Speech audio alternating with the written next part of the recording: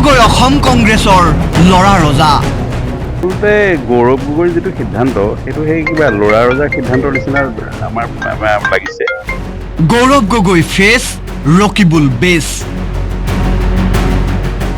গৌৰৱ গগৈ অপৰিপক্ক ৰাজনীতি আৰু ৰকিবুল হুছেইনৰ কূটনীতিৰ বাবে টিকট নাপালে ভাস্কৰ বৰুৱাই কংগ্ৰেছে ঠগিলে তিতাবৰৰ বিধায়ক ভাস্কৰ জ্যোতি বৰুৱাক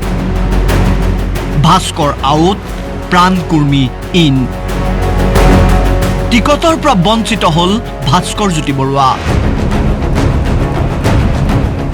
ভাস্কৰ জ্যোতি বৰুৱাৰ টিকট কৰ্তনক লৈ গৰম তিতাবৰ কংগ্ৰেছ কৰ্মী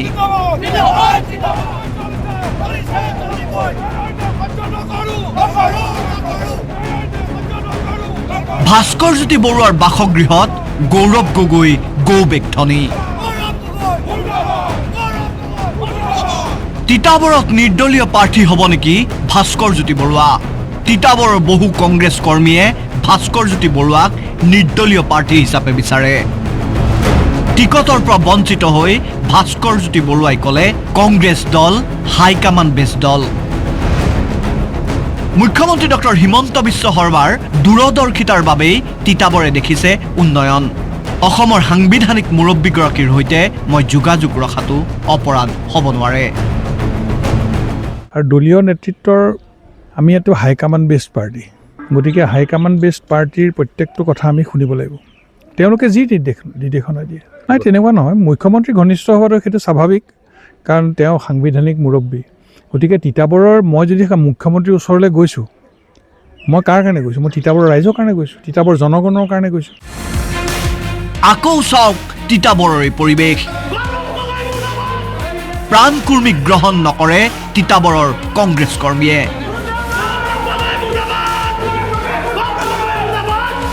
নিৰ্বাচনলৈ মাত্ৰ 19 দিন বাকী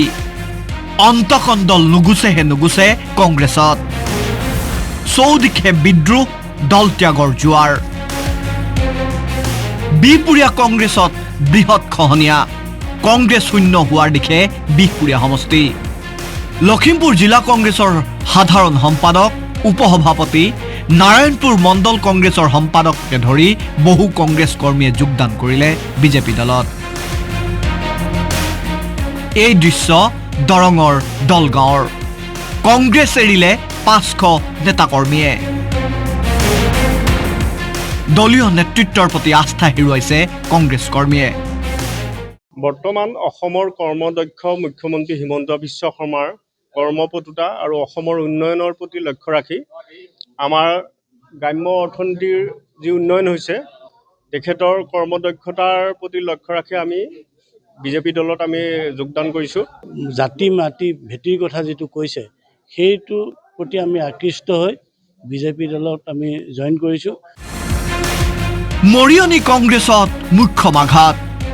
মৰিয়নিৰ প্ৰাৰ্থিত্ব প্ৰত্যাশী পৰেশ বৰাৰ দল ত্যাগ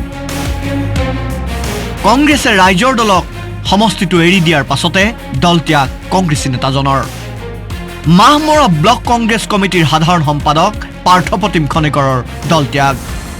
মাহমৰা ব্লক কংগ্ৰেছ কমিটিলৈ পদত্যাগ পত্ৰ পাৰ্থপ্ৰতিম খনিকৰৰ অসম প্ৰদেশ কংগ্ৰেছৰ উপসভাপতি প্ৰাক্তন বিধায়ক দিলীপ মৰাণৰ কংগ্ৰেছ ত্যাগ গৌৰৱ গগৈলৈ পদত্যাগ পত্ৰ প্ৰেৰণ দিলীপ মৰাণৰ আমি কংগ্ৰেছ দলত অতি বেয়া দিনৰ পৰা আমি খুব নিষ্ঠা আৰু সততাৰে কাম কৰি আছিলোঁ যেতিয়া কংগ্ৰেছ দলত পানীত হাঁহ নচৰা অৱস্থা হৈছিল তেতিয়াৰ পৰা কংগ্ৰেছ দলটোক উদ্ধাৰ কৰিবৰ কাৰণে আমি মাহমৰা সমষ্টিত আপ্ৰাণ চেষ্টা কৰিছিলোঁ কংগ্ৰেছ দলত কোনো গণভিত্তি নাই মাহমৰা সমষ্টিত কোনো গণভিত্তি নাই তেখেতে যে এই সমষ্টিটোৰ যথেষ্ট সংখ্যক ভোটত হাৰিব এই কথা কিন্তু দিনৰ পোহৰৰ দৰে স্পষ্ট হৈছে গতিকে আমি নেতৃত্বৰ প্ৰতি খুব উজাৰি আমি ভাৰতীয় জাতীয় কংগ্ৰেছ দলৰ পৰা সমূহ পদবীৰ পৰা মই পদত্যাগ কৰিছোঁ মুঠৰ ওপৰত থান বান হৈছে কংগ্ৰেছ দল বিদ্ৰোহ বিসম্বাদে কংগ্ৰেছৰ ভেটি তছ কৰিছে নিৰ্বাচনী ফলাফল কি হ'ব এইবোৰেই আগজাননী